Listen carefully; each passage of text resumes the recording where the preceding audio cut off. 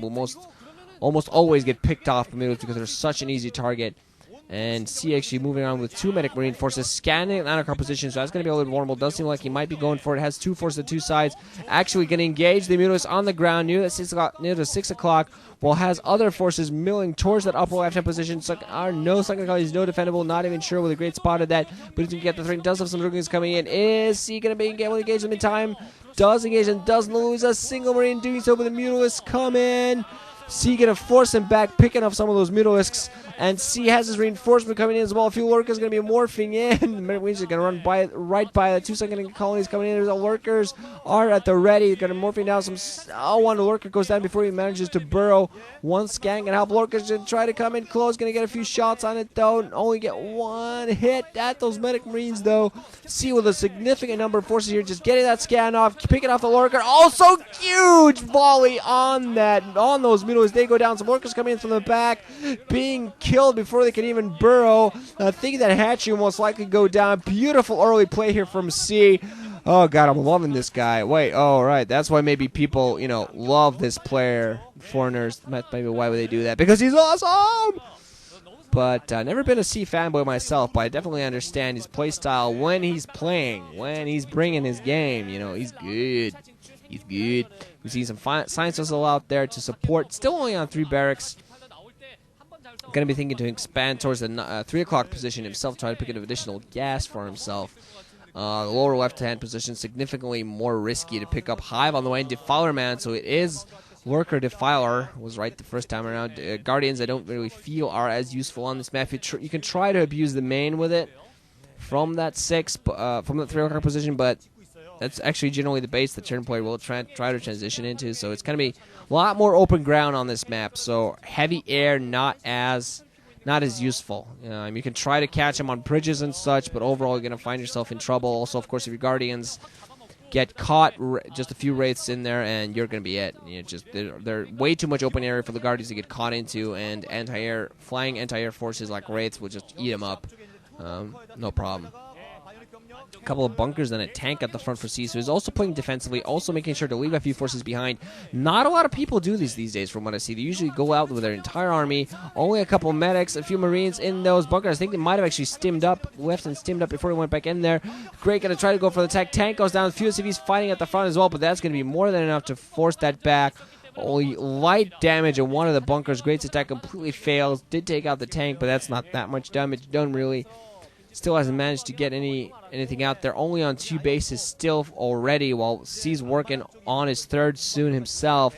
And he's definitely in complete control of this game. Still only 3 barracks. So he's not really... Well, he hasn't really lost that many forces, so the need to continue getting a heavy number of medic marines, not that immediate. Still has that huge ball that's actually thinking of trying to come in close to the Natural Expo, threatening that at this point. I don't think that C really needs to do that. I don't think he needs to go for the killing blow yet. Just make sure the Zerg player doesn't get up any additional bases. Seems like Great's going to try to pick up that upper right-hand position. Command center actually floating towards the inside 3, the mineral only, instead of the actual 3 o'clock position. That's interesting. Those have some more forces milling around the south side with a fire bed in there as well to help out. And SCV actually, XCV's being picked off by lurkers here at the inside thread. Don't know why. I think actually might be some purple blobs at the 3 o'clock. That would explain some stuff. Vultures coming out towards mines at this point, so even more control of the game. Coming here for C, great. I think trying to pick up that upper right hand, but not quite sure if that's a base really yet. Science Vessel is finally going to come in here, pick off these pesky lurkers so C can pick up a base for himself. Gonna lose. Oh, ow, ow, ow, ow. Okay, I was losing way too many Marines. Of course, running straight into a couple of lurkers. Not the best in position to be into. Didn't want to waste some irradiates. Just hope that he doesn't end up paying for losing. What was that, 8 Marines? It's kind of ouch. Meanwhile, a drone there at the 3 o'clock position, trying to maybe, be a little bit optimistic. I'm not quite sure what that's going to happen. Meanwhile, now the 9 o'clock has been cleared up, so Great might want to pick that up when he wants to. But C, not bothering to go for the... slightly harder reinforced 3 o'clock position. Doesn't need that 3rd gas yet, so just can sit and pick up the mineral only instead with the base. He's going to feel more comfortable. We're going to go in there and start attacking this upper right-hand position. Nothing to defend. Oh, Zerg is being picked off by mines. So mines, very good position. Mine! Ouch! More mines picking off everything. Oh, nice mines there from from C, giving positions, also knowing that they're killing stuff, and that must just be a great feeling. Oh, my mines are killing stuff. Great. The upper right-hand position, meanwhile, being denied again for great.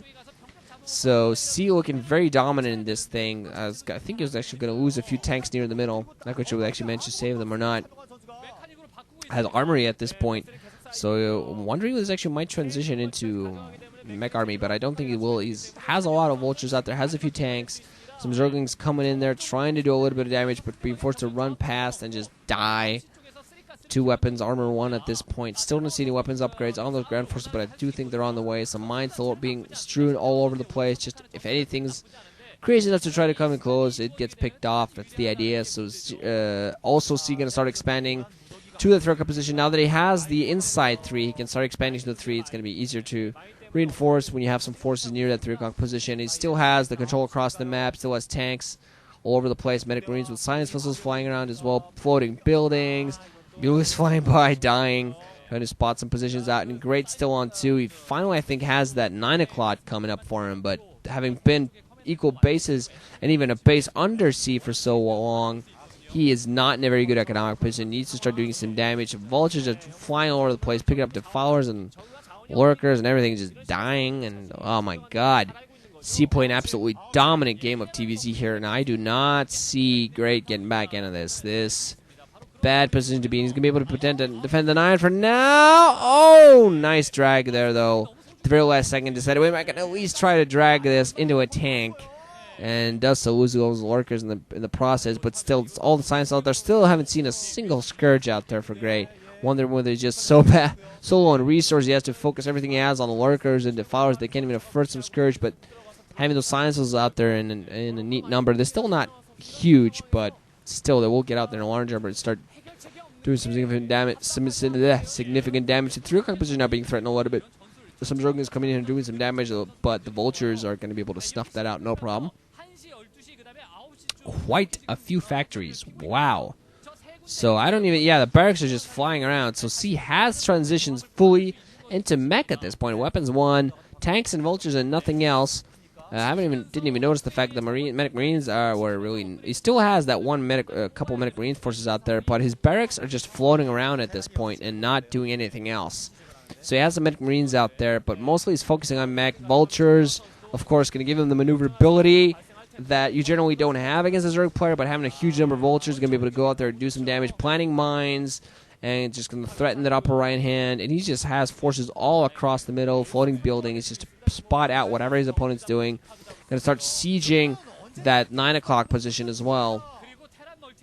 If the opportunity did not present itself, so I'm going a little bit too far away, but still, C playing an absolutely dominating game here. Great going to try to pick off the 12 o'clock, being forced to cancel the upper right.